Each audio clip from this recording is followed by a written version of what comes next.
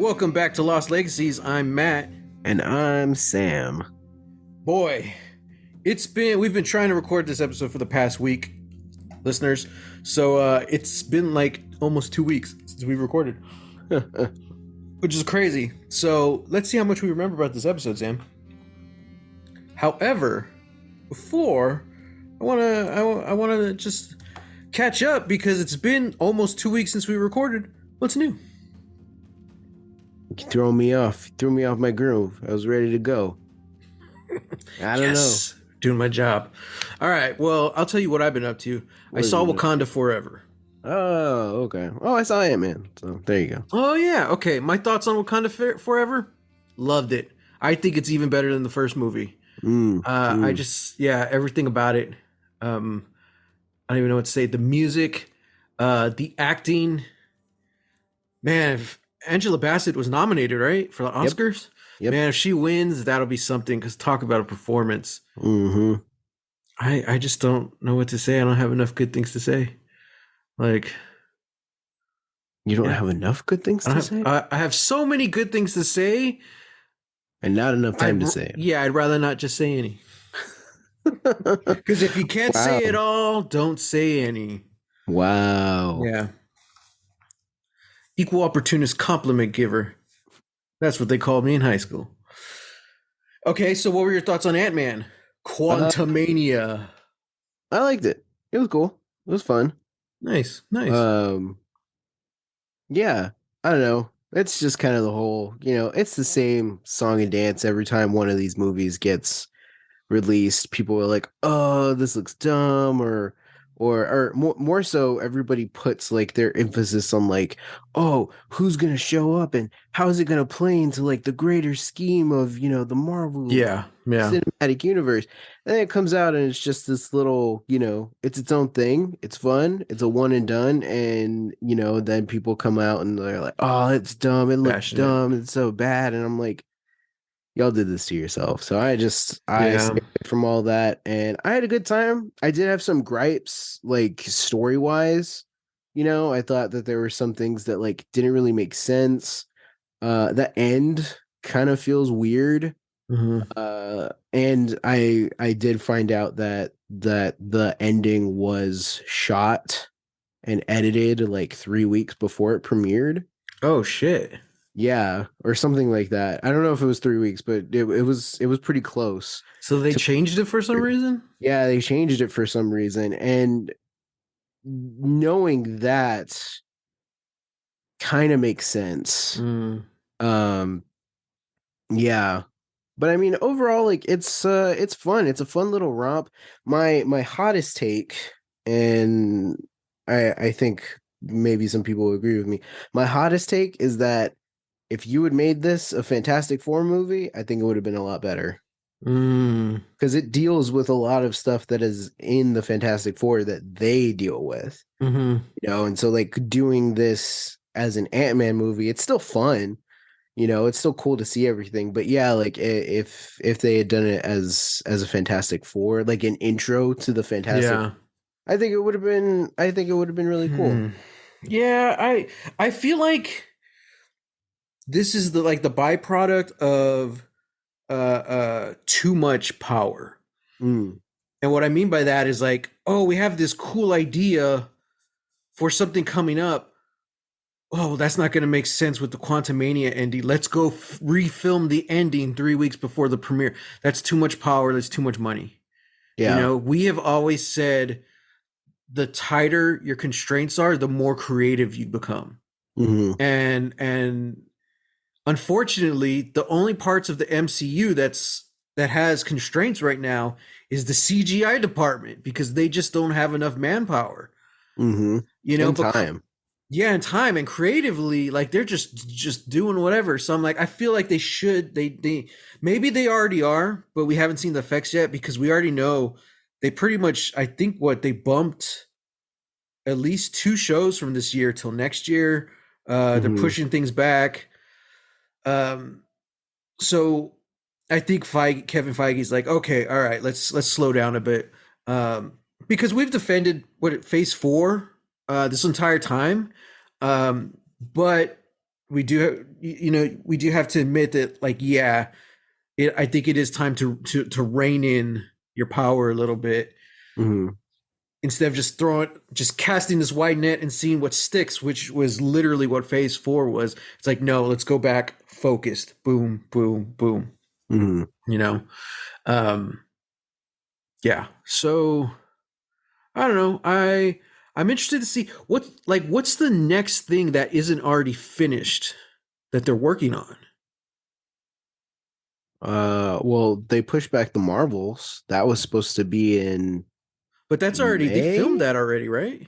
Oh, yeah. Yeah, like so I'm thinking like now because it was just what a couple months ago when they started making all these decisions to like postpone things and move things around.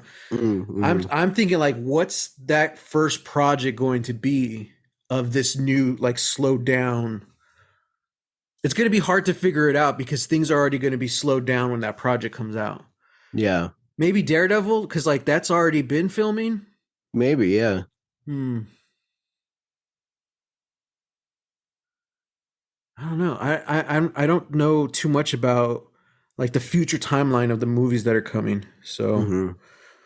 whatever's after Guardians, I don't think it's been filmed yet.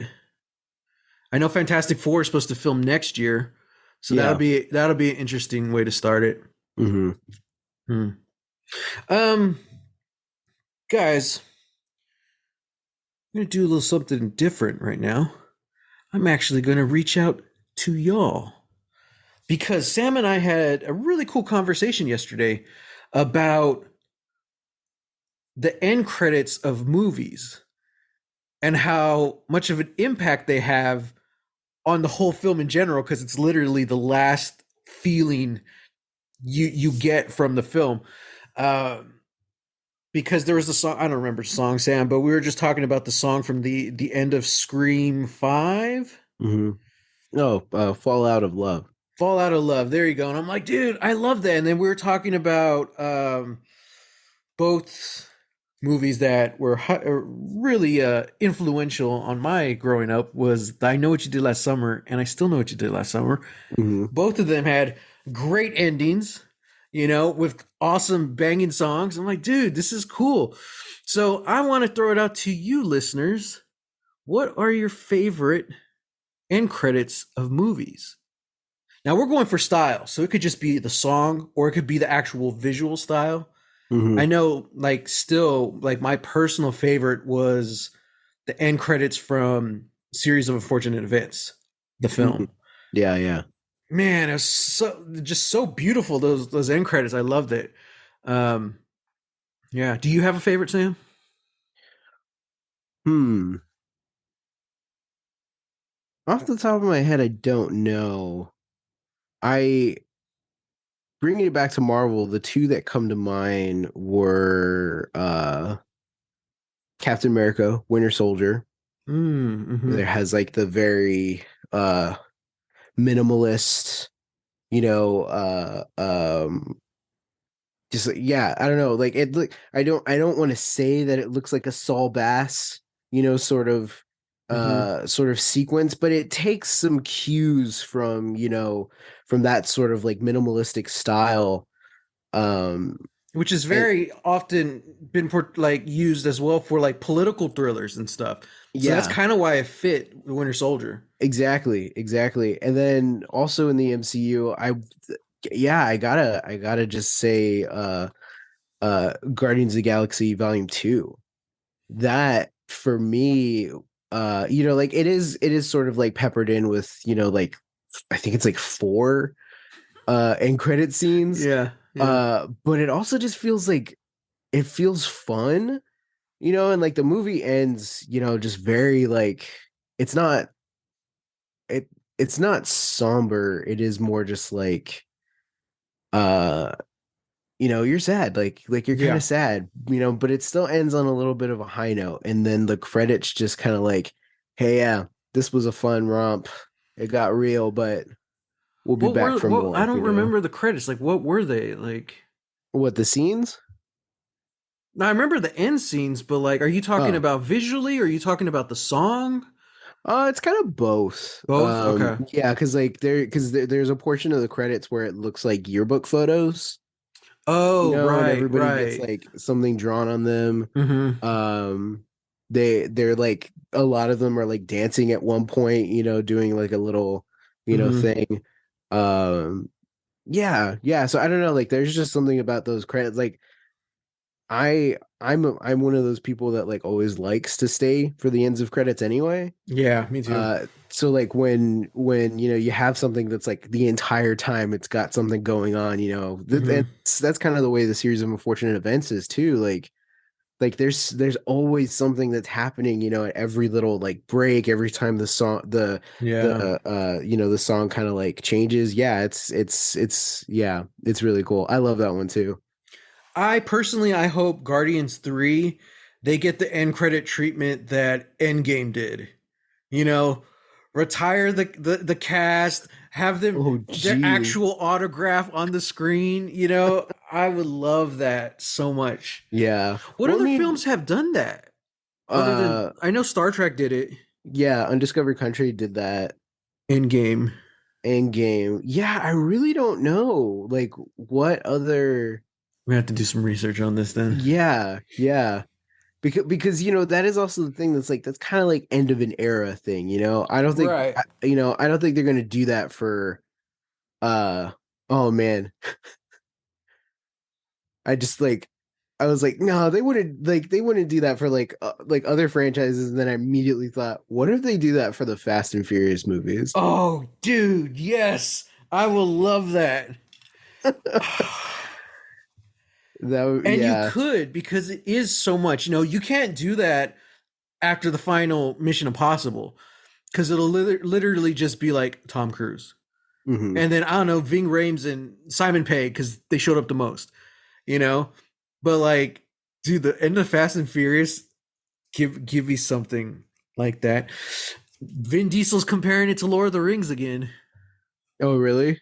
Well, he had an interview talking about it, and he's like, I'm kind of relieved that we're wrapping it up. Because he's like, now I know why Tolkien only wrote so many books. He's like, because it's really hard keeping up with the lore and the mythology and all that stuff. I'm like, really, Vin? All the lore and mythology of the Fast and Furious universe? Right? Yeah. You keep And in the adding like past, he promoted the Chronicles of Riddick as the sci-fi Lord of the Rings, and that's we know true. what happened with that. It's like, I know. damn. I wonder what kind of deep lore, goes into those movies. I just that's like a whole other episode, Vin Diesel. Because I want to say that's too much power. I wanted to rein him back and give him more constraints because I think he's a really creative person. But then that's how we ended up with Riddick, the Yeah. movie, Yeah. which was okay. You Hmm. know, it's easily the weakest of the trilogy. Hmm. And if See, it's like a watered down Pitch Black, basically. yeah. See, like that's kind of one of those things, again, bringing it back to like having constraints. Look, I am a full proponent. Chronicles of Riddick, the unrated cut is the superior Riddick film. Such a Pitch cool Black is movie, great, man. but Chronicles of Riddick is better. I'll Yeah. die on that hill. Um, and that is kind of one of those things where like, yeah, like they got to go a little bit bigger, and they got to do a lot of other stuff. But Mhm. it does feel like when they went to Riddick, one, there's a bunch of other factors that kind of like made it have to be a little more streamlined. But yeah, like Riddick does also feels like one of those movies that's like you can feel Vin Diesel's star power in that. And like, Mm. yeah, like I really want it to be this, and it's the culmination of all these things coming together. It's like, Vin, you're on another desert planet fighting monsters again. Mhm. Like it's not that deep, man. Yeah. Yeah. Yeah, I don't know. I wish like it had potential. I like the story structure was there, the ideas were there. It was just the follow through was like, okay. Yeah. So I don't know. Um, But that being said, Vin, I know you want like Riddick 4 to come out, but hit me up because I got some ideas for Riddick 5. oof, Yeah. Yeah, man. maybe 5 through 7. Huh? I don't I know. I I just don't know. love that character of Riddick so much. Like I'm down, Yeah. I'm fine with just getting one movie like every 10 years. you know, I hope it keeps going. I would love to see old man Riddick. How old is Vin Diesel? Let me see. Vin Diesel is 55 years old. That's not bad. Yeah, it's not bad. Look, Harrison So Ford's still making indie movies, and he's what, like 80? yeah, There but you go. but also I'm really curious how much of it's going to be CGI because I'm thinking it's going to be a lot more than Crystal Skull. well, no, a lot more than we were expecting. Mm, Um, because we were kind of led to believe that like the opening action scene was going to be CGI, young Indy. I'm like, I mm, don't know, man. I feel like just by watching the trailers, there's a lot of young Indy in this movie. mm. I don't know. That's besides the point. Vin Diesel's 55. So by the time they make Riddick 4, 56, 57, Mm-hmm. so Riddick 5, he'll be mid 60s, probably. Yeah. I want him to grow a beard, just like old man Riddick, with the Yeah. with the goggles on. Oh, so badass. I love that. Yeah. Lastly, give us a update on Kickstarter. Keep in Oh. mind, this episode will air probably like 2 weeks from now. So that's more for the listeners, guys. Any info we give you right now is not going to be up to date because we were filming Yeah, this ahead of time. that's true. But Dang, two whole weeks. yeah, Uh as of right now, we are at 7502. yeah, Yeah. percent, right? That's dollars. We have $75.02. Yeah, yeah.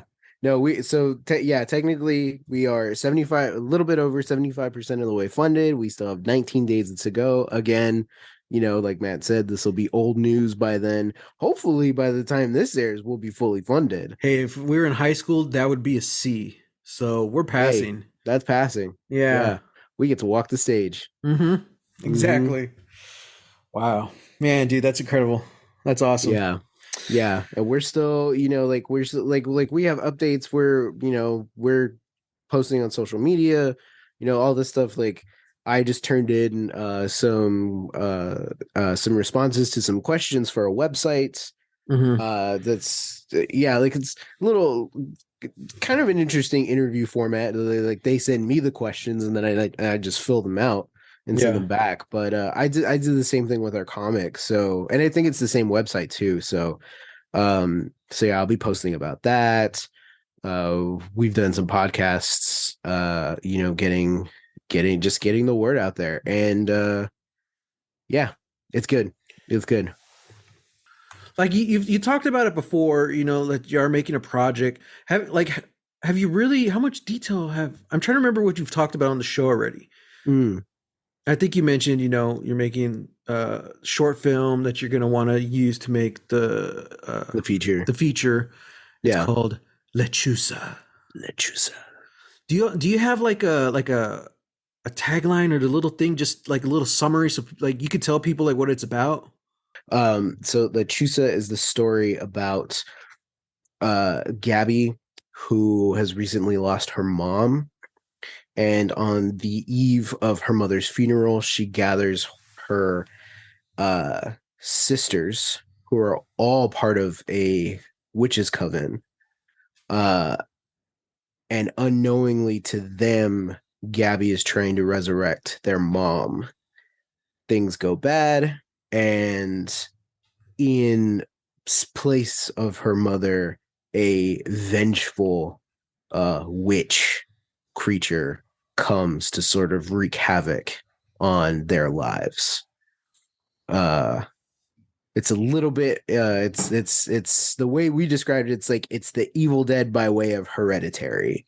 Oy. Um so it's like it's still like we still want to have like like fun visuals and like really like cool like camera moments and stuff, really get crazy with it, kind of take horror back to those that sort of like raw kind of like kind of punk rock, honestly, kind of like filmmaking. Mm-hmm. Um, but also telling at the same time telling this, very personal story about grief. It comes in many forms. A lot of people have different ways to process it, and a lot of times those ways to process are not healthy, and can get other people hurt. And that's kind of the gist of this story. One Mm-hmm. person's pain sort of taking over and making everybody else's lives, sort of terrifying. What's like, because I've heard stories throughout the years. I mean, it's folklore. It's like an urban legend. Like what? Like, do you know like what's the origins of Lechusa? That's yeah, that's kind of that's a little bit harder because we've been doing research about that, and lechuzas really come from like indigenous folklore Mm-hmm. and myth, and they are they don't necessarily know like what the origin is. It's kind of just like it's a little bit, just like stories of like, you're not supposed to go out, at night, or you're not supposed to be playing by the river, Yeah. unsupervised, stuff like that. Like a lot from what we can tell is that they are stories that are sort of just meant to, scare children into doing what they're told. Yeah. And then as time goes on, it's sort of like they take a life of their own, and they become a certain thing. It's also tied to brujeria, which was, demonized once like the conquistadors came over, and Mm-hmm. like they're taking over the land, and they're pushing out what they consider as evil practices in favor of the Christian faith. Mm-hmm. And a lot of that demonization, kind of like spreads, and so the tales sort of start to morph. And so it's like, okay, brujerias, brujas, they and for those of you that don't know, brujas are Mexican witches, or indigenous witches, which is indigenous to Mexico. That's what I meant to say, and Latin America. And so you start to see, a little bit kind of like, like the Baba Yaga, where it's like like those types of people are bad, that witch in the woods, who's making, Mm-hmm. potions and doing hexes and stuff, it's like those are the bad things. And it's like a lot of that was just like herbal remedies, and medicines, Mm-hmm. that kind of still get passed along through the generations. And I think now we're starting to see a sort of reclamation of bruja culture and Yeah. brujeria, because it is sort of like a taking back from, what was like stripped from us. Mm-hmm. But yeah, the lechusa kind of fits in there as sort of like, just sort of like a figure of like, you're not supposed to use magic for like wrong purposes. Yeah. Yeah. You're not supposed to use it for evil deeds. So that's kind of where Yeah. the lechusa fits in.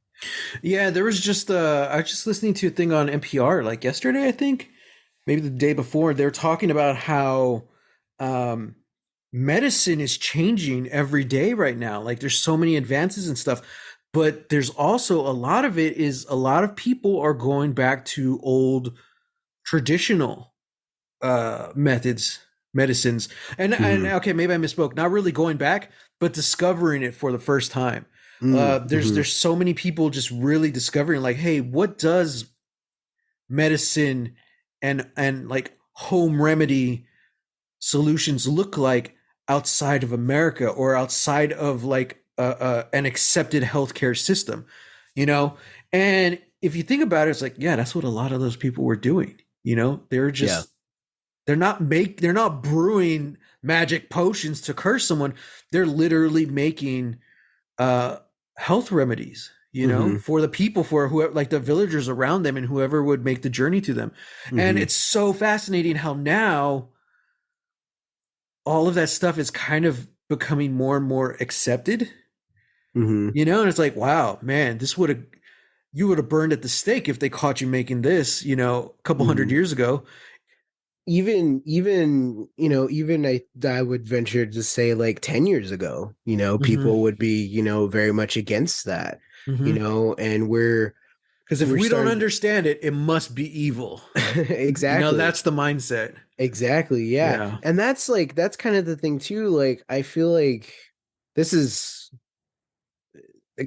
kind of a leap, but I feel like it's becoming more accepted the same way that like Dungeons and Dragons is becoming more accepted, as like, Mm-hmm. this was a thing that was demonized back in the 80s, and kind of through the 90s when, Mm-hmm. like it was there were these groups that were very much like, no, this is of, the devil, like this is bad, it's an evil game. It's like, Right. no, it's just a board game, you're just making stuff up with your friends.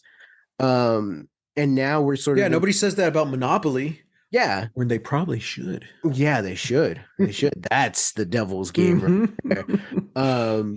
But yeah, like I so like there is a similar connection, where like Dungeons and Dragons is rising in popularity again, and there's also, adjacent to that, this sort of rise of, like Wicca culture. Wicca culture Mm-hmm. has been, kind of always there since like the 80s, 90s, Mm-hmm. but now it's sort of spread out into become things that are, traditional, more to Yeah. people's traditions, more to a specific group's traditions, and that's being more accepted. And I think that's a good thing. Yeah. Yeah. And what's crazy too is like, especially on the topic of Dungeons and Dragons, it's not like it's a game. Anyone can buy Mhm. this game. Anyone can read the game book, can read the rules. Mhm. Anybody can learn and teach themselves or watch people online play it.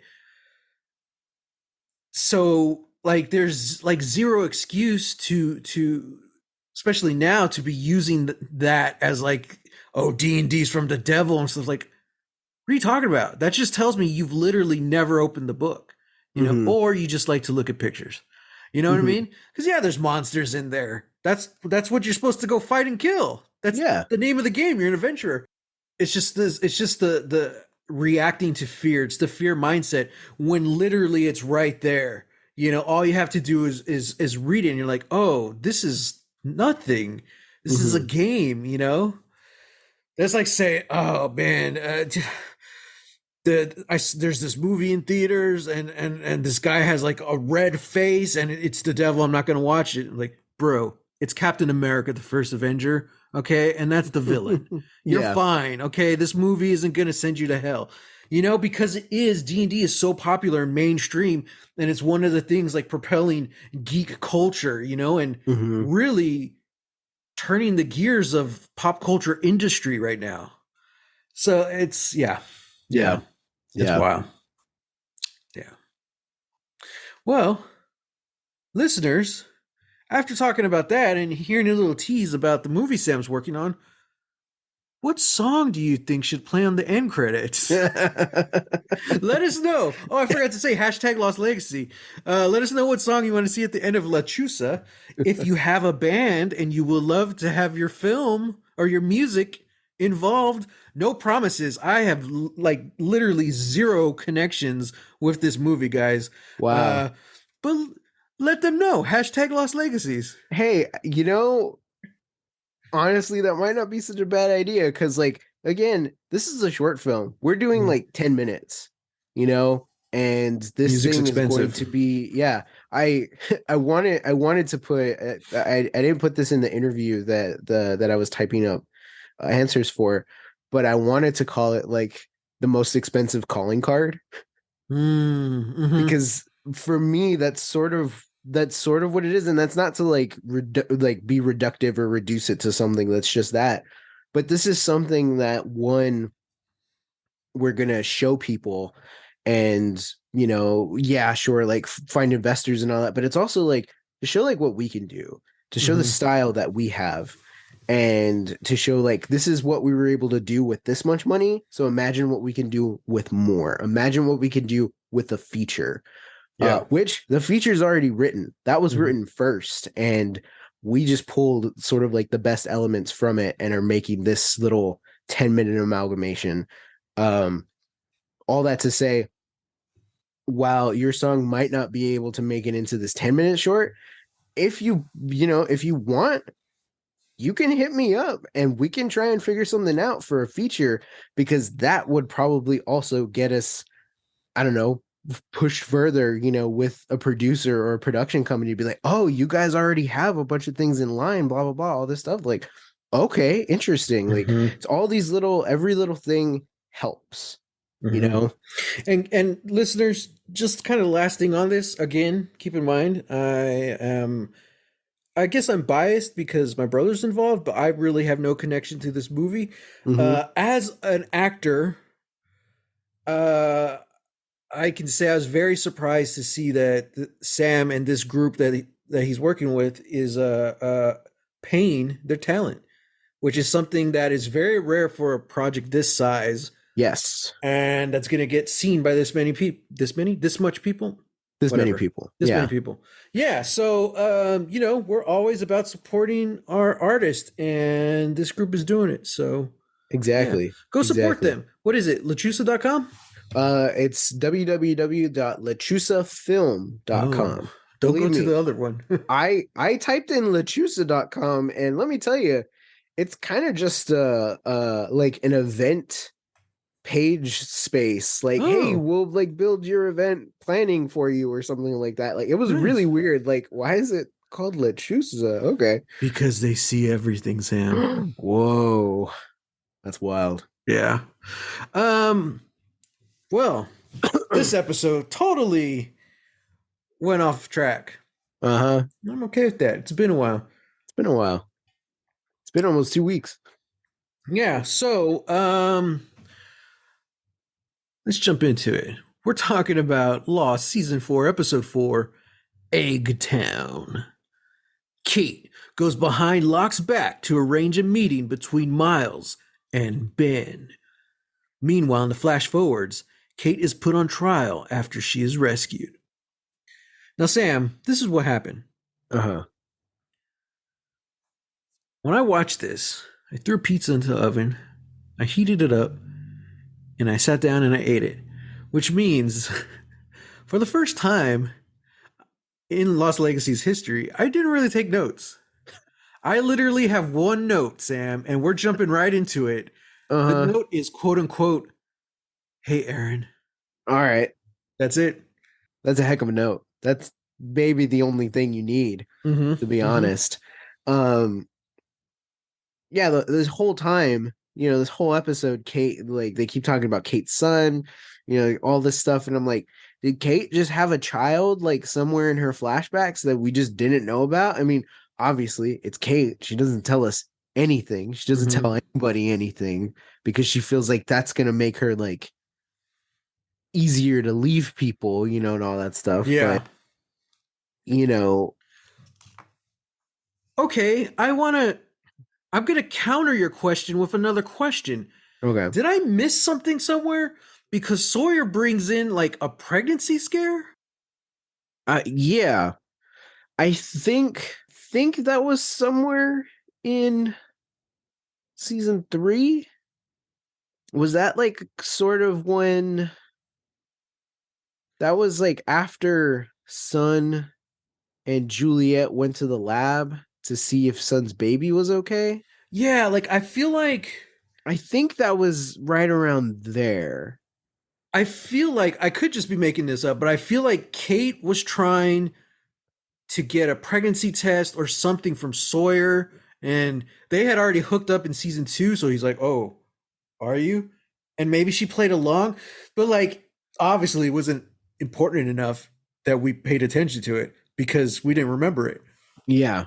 And they didn't even show it through like the previously on Lost, you know? Yeah, they I think didn't. that's what it was. It was either Sun and Juliet or something to do with Claire. Because Uh-huh. remember in season 2, she's trying to figure out what happened with the baby. So at some True. point, I think Kate was trying to get a pregnancy test, and Sawyer's the one with all the stuff. You know, Yeah. I Yeah. so I think that's what happened. So Kate was just doing her thing, and Sawyer actually thought like, oh man, she thinks she's pregnant. Yeah. That would have been nice to have better clarification, especially because if it did happen like that, it's been forever since they brought it up in the show. Yeah.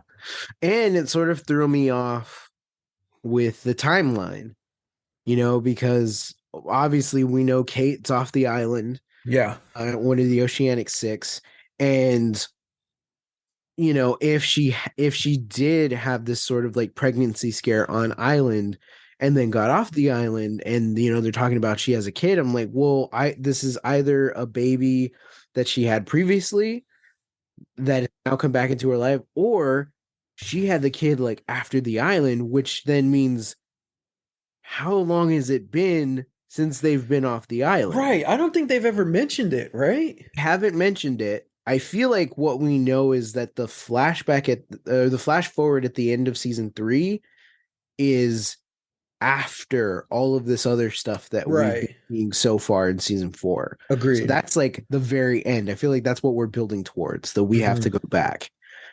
Um so I don't know how long it's been though. And they're very careful to not give us any sort of like dates or any sort of time or confirmation. Right. So yeah, like this whole episode, I was very confused, like thinking like, because the her lawyer, her defense attorney wanted to put her kid on the stand. That Yeah. kid's got to be at least 2, 3. Yeah. And we've never seen pregnant Kate, so we don't know how Exactly. how the timeline fits here. Yeah. Um Yeah. hmm. So yeah, and but luckily we didn't need to care about all of that because it's not even Kate's baby. yeah. It's Claire's baby. And It's Aaron. talk about twists, because this whole episode was about Kate being a mother. Uh-huh. She even has the talk with Claire. Claire's like, "Oh, can you hold Aaron?" She's like, "Oh, I'm not really good with babies." She's like, Uh-huh. "Oh, don't worry about it." She's like, "You should think about it, though." She's like, "Yeah." Yeah, yeah. Um, Which I'm like, Kate, suck it up. Hold the damn baby. Give Claire 5 minutes of I peace know, on this right? damn island. No, dude, because if she holds the baby, that means, boom, she's gonna get pregnant. She's gonna be a mom. She's If gonna Kate throw herself at shows any Sawyer, apparently. vulnerability, she's compromised. Uh-huh. Especially, yeah, because I don't know, she's maybe so she did stay of her own volition. We're thinking maybe Saeed traded her or something, but no, she stayed.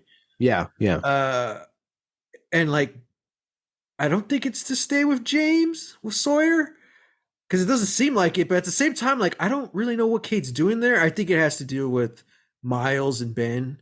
It's a hundred. But Yeah, it's 100% that. She's just yeah, using Sawyer as a cover. oh yeah, yeah. You know? But like, at least last episode, you could see like she was maybe not thinking about it, but she understood what Sawyer was saying, that there's nothing for her to go back to. Yeah. And she was thinking, wow, like, I don't doubt that was on her mind. Like, can I make a future here? Uh-huh. Do I want to stay here for the rest of my Yeah. life? Uh but yeah, obviously this episode, and Sawyer knows it too. He knows he's being used. Uh-huh. Um But then, even then, they set that up by them spending the night together. But even the next morning, he says that they don't hook up. He's like, I'm okay with nothing happening between us. I was like, because I was thinking, like, oh, wait a minute. Is that Sawyer's kid in the Yeah. flash forwards? But then they mentioned, okay, that nothing happened that night. They did hook up in season 2, which was, I don't know, 2 weeks ago in the show. Right? 2, 3 weeks ago.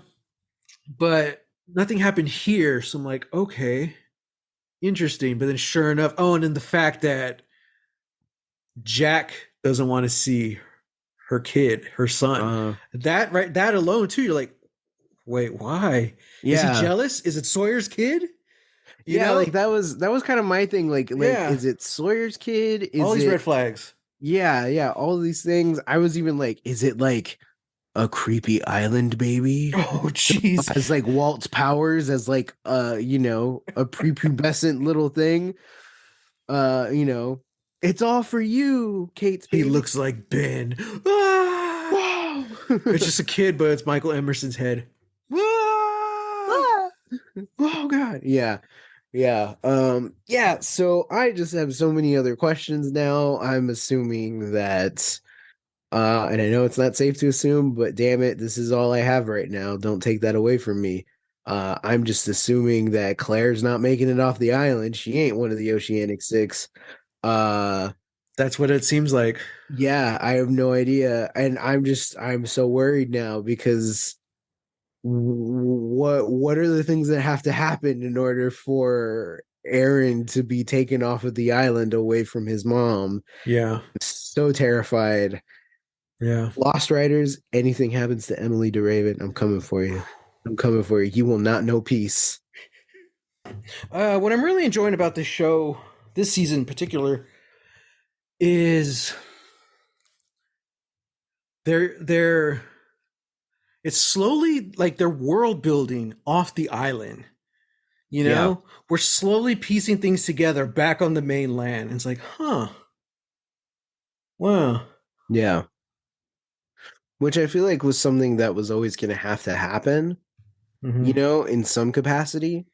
Because, there's only so many stories I feel like we can tell, with everybody on island, going through Mm-hmm. flashbacks, and all that stuff. And even in season two, like they started mentioning Learning. stuff about, like people leaving the island, all this Yeah. stuff. Season three, there's two islands. They have a sub. Some people are going on and off. Mm-hmm. Juliet was brought off or brought to the island, all of these Mm-hmm. things. We And get the Ben's flashback episode, which was really interesting because that was what in the 70s. 70s. So it's like the island, but in the 70s, and it's Hmm. populated. You're like, oh, by a bunch of hippies. You're like, Yeah. oh wow, this is interesting. Yeah. So, and now we're getting to see like more of the world, Mm-hmm. and the world reacting to this very tragic event that's happened and these six survivors, all of that. Mm-hmm. Um, so yeah, it's fascinating. Mm-hmm. So this episode, Kate, she finagles her way. She uses Sawyer. She gets Miles into the room with Ben so they can talk. Uh-huh. And it just turns out the four are there. They're still there to get Ben, but Miles is like, "Hey, pay me $3 million, Hmm. and I'll tell everyone you're dead." Yeah. So he's like blackmailing him, Hmm. and and And he even says he's like, "I'll take care of Charlotte. Don't worry." yeah, yeah, So I'm like, yeah, which is very interesting. It's a specific number though. yeah, it's like 3.2 million or something. Yeah, something like that. And like even Ben calls him out on the like, why not like 3.4, 3.5? Like, why that? Yeah, Yeah. Miles doesn't really like say anything about it, but I wonder if that's gonna come back into right. play at some point. Probably for like Miles's, if he gets a flashback or, we get more of his story. Yeah, like honestly, this is the whole reason why, Kate's here. She's here to find out like who are the Fantastic Four, why are they here, what's their end goal, who are they, all that stuff. She this whole episode starts because she is trying to get to Miles to find out what Miles knows about her. Right. And Uh-huh. that's part of the deal. Like Miles will tell her Mm-hmm. if he can get talking to Ben. They have their conversation, and then he pretty much lays it all out there. Like, yeah, I know about you. I know about the murder. I know about a bunch of other stuff. Like, you're Mm-hmm. a criminal.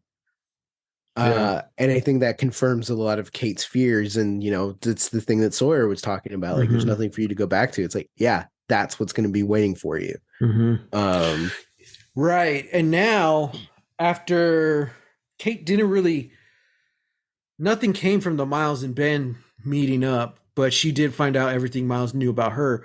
But that essentially is getting her voted out of the Locks camp. yeah.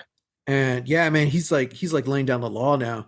Hmm. So it's going to be interesting to see what happens with Sawyer, because he was all like, Kate can stay, but at the way it ends this episode, like, I don't think he wants her to. Like, she straight up just leaves. Like, it's not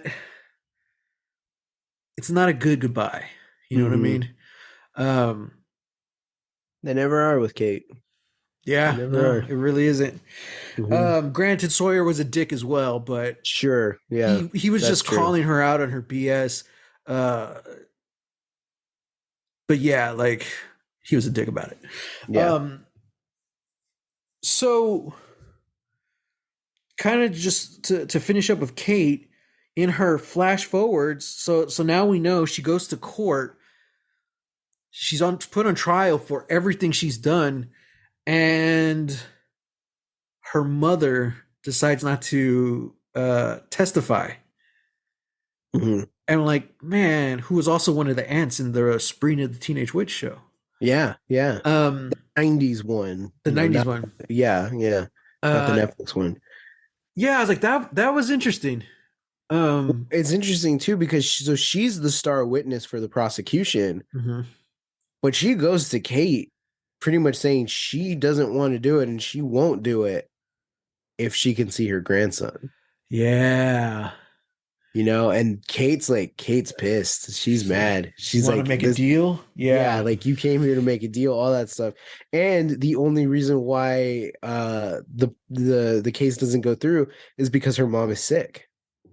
Like she can't make it out of the hospital. So Well, yeah, but I think that was the mom's excuse. I mean maybe. I Yeah. don't think. I think she was basically just saying she's like, I'm dying and I want to, just see my grandson before I Uh-huh. die. Um, Oh, I didn't. Yeah, yeah. That it could be that. I didn't read it as that at all. I yeah. actually read it as like I think somebody is like tipping their hand and making sure like the mom never made it to that prosecution. Like Interesting. yeah, I don't know. Yeah, which like yeah, Oh, okay. I Yeah. really have nothing to go off of. But I mean, like we have all of these outer forces that are trying to figure out the island, trying to figure out how the Oceanic Six fit into all that. Mm-hmm. It would And make yeah, sense to keep Kate happy, to keep the secret safe. You want to keep her happy. yeah, That'd be yeah. outside of prison. Yes, exactly. Speaking of keeping the secret safe, Jack lied through his teeth on the stand. He swore to tell the truth, the whole truth, and nothing but the truth. And then Yeah. he lied. He said that the marshal was dead, that they didn't know about Kate until, Mm-hmm. all of that stuff. And He specifically mentions 8 survivors, but they lose 2 on the island. yes, yes, It's he like, said that ooh. they lost the pilot and they lost the marshal. I think that's right. Well, Is no, I that? did no. He was saying he said he never met the marshal. Oh, that's right. That's right. So So he was already dead. And it's like, that yeah, is not true. but That was a whole thing that happened in he season was. one. He's basically saying that Kate is the one who saved them all. She saved him from a bad injury, Mm-hmm. Mm-hmm. which is really interesting because Jack is like he's the we know he's a complicated man. Uh-huh. He's definitely has his demons because we've seen his backstory. Before everyone on the island are like, Jack's like, until he almost murdered Locke, he's been the good guy. He's been the stand-up guy. He's the one making the tough calls, but the right calls. Uh, he might not do things the most, I don't know. He shouldn't teach any leadership classes, but he's doing everything for their good. But Yeah. now we see this guy, this kind of paragon on the stand openly lying. Mm-hmm. And here's the thing, Sam. I don't care that he lied about the crash and about who lived and who died.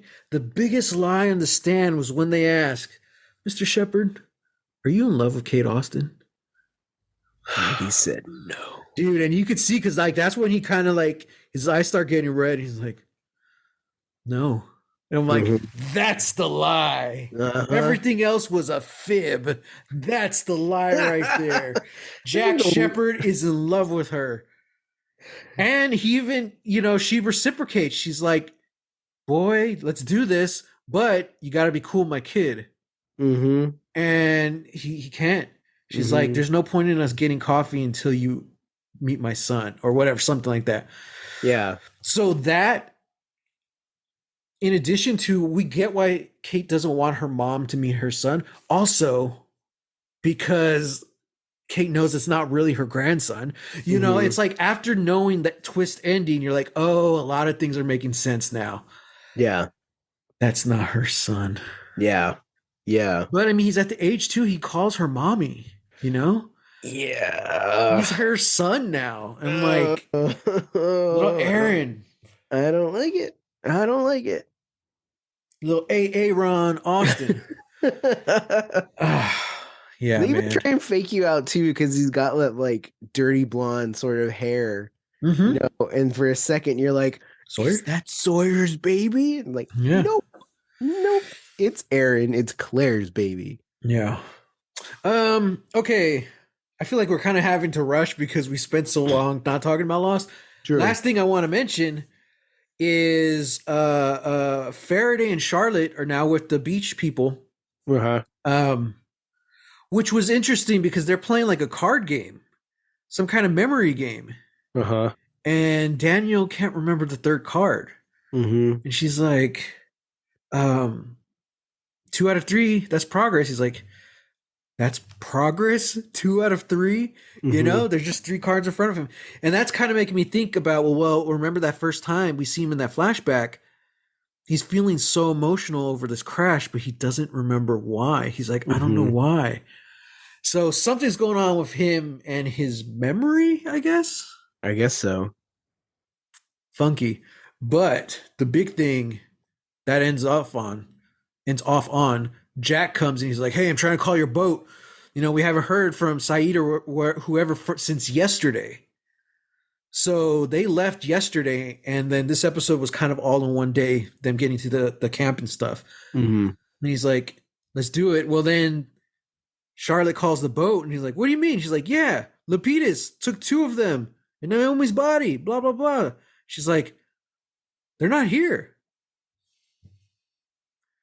So that helicopter has been missing for more than 24 hours. Uh-huh. Where the hell are they? Uh-huh. I don't know. Well, It's Sam, just another day just another day on the island. on Or Lost Island. Lost Island. Okay, real quick, MVPs. Yeah, I'll give it a Kate. Yeah. Yeah. I will give a shout out though to Locke. If only for that final scene Oh, where he dude. like straight up just puts a grenade in Miles's mouth and is like, it's like you said, he's laying down the law and essentially is just like, you're gonna tell me what I want to know. And if you don't, well, it won't matter because you're dead, you know? Yeah. Yeah. Dude, he's like, I like to introduce myself. My name is John Locke. Uh-huh. Like, oh, damn. But you know what I would have done in that situation? What? I would have spit it out. Yeah. I'm like, nope, sorry, bro.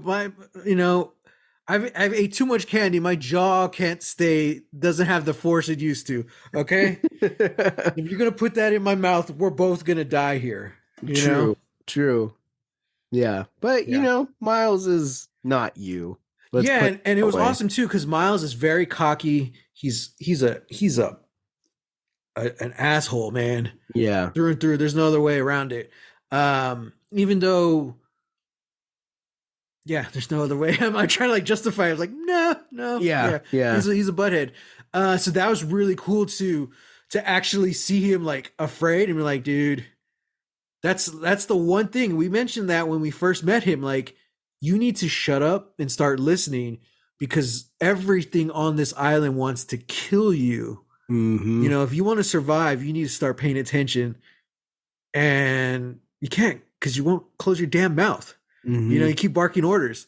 He's that character. So now it's like, all right, now do we have your attention? Yeah. Yeah. Okay, predictions. Oof. We're gonna get a crazy story about why the helicopter crew hasn't gotten to the boat yet. Yep. Yeah. I don't want to predict it, but I feel like something bad's gonna happen to Claire. Ooh, Something bad has to happen for Aaron to leave her. You know. Yeah. Oh, that yeah. So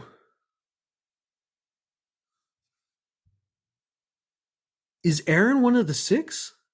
That's what I was thinking. I was trying to figure that out. He has to be. I mean, So, maybe. So then that means that we know 5? So the story, yeah, so potentially we know 5 of the 6 survivors. Mm-hmm. So the story would have to be that Kate gave birth on the island. Yeah. Because she didn't get on board with a baby. They would have records of that. Yeah. And she was in handcuffs. So they would definitely have records of that. Yeah. Yeah. But she got rescued with one. Uh-huh. Interesting. See, and that's interesting too, because that adds more stakes to the lie. Mm-hmm. You know, it's not just like we don't know what the stakes are. We don't know why they're lying. I mean, this is Lost. We're pretty sure they can't go tell the truth. Oh, guys, we ended up on a freaky supernatural island, like a cult or something. And you know, smoke monsters. Yeah, smoke monsters. So we know that there has to be some kind of something like facade. But now we're like, oh, okay. Is Kate also doing this to protect Aaron, or is she doing this to keep Aaron? Like, it kind of adds more context now. Oh, you know what? In the finale of season 3, don't they mention something like, "Are you going back to him?" She's like, "Yeah, of course." I think that's something they mention. Like, okay, Aaron? Maybe. Yeah. It kind of like we see Jack going through complete hell in that finale. Kate looks okay, pretty much. You know, she's like, Jack, you're losing it, man. You know, slow your roll. So far, she's the only one we haven't really seen negatively impacted by returning home. Of course, she had to go through the trial and stuff, but yeah, I was gonna say seems to be working out for her. Yeah. Well, now, you know. Well, yeah, but that's not a consequence of returning home. That's a consequence. I mean, that's a consequence. The actions to get her there happened pre-island. So whether it was like the island or like, I don't know, a clump of dirt in the ocean, it didn't matter. She was still going to face that. Hurley, Saeed, and Jack are all being affected by island events. Yeah. Yeah. At least so far. At least so far, yeah. Yeah. Interesting. Mm-hmm. Well, maybe we'll get some answers next week. Probably not. Because we're talking about Lost Season 4, Episode 5, The Constant. All I'll say to tease next week's episode is, what the hell happened to the helicopter? Oh, jeez. I knew it. So, yeah. Yeah, we'll find out. Alrighty. Guys, thanks for joining us. It's been a blast. As always, remember, a hoot, one might say. Remember, hit us up on Twitter at #LostLegacies if you got anything to say about Lost or about us or about end credits for films. Let us know. Yeah, so other than that, I'm also on Twitter at _Matt Jimenez and on Instagram at Holy Hand Grenade of Antioch.